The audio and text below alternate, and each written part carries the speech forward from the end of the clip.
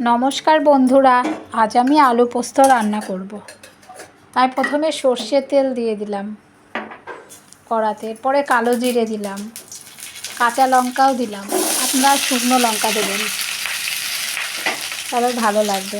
আর ছোট ছোট করে আলুগুলো কেটে নিয়েছি, এরপরে আলুগুলো দিয়ে দিলাম।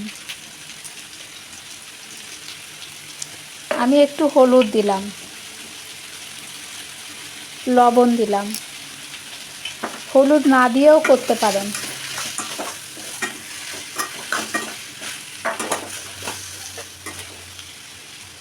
এরপরে ঢেকে দিচ্ছি। আলুগুলো ভাজা ভাজা হয়ে গেলে এবার পোস্ত দিয়ে দেব। পোস্তর মধ্যে আমি দুটো কাঁচা লঙ্কা বেটেছিলাম।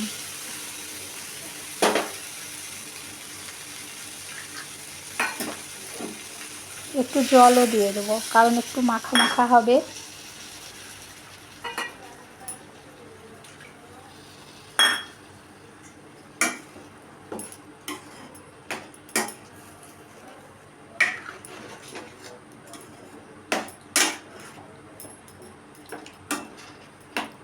আর একটু সেদ্ধ হবে, তাই আবারও ঢেকে দেব।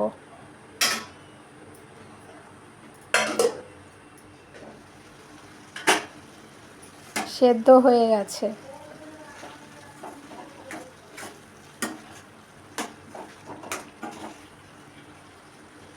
এবার নামিয়ে নিচ্ছি।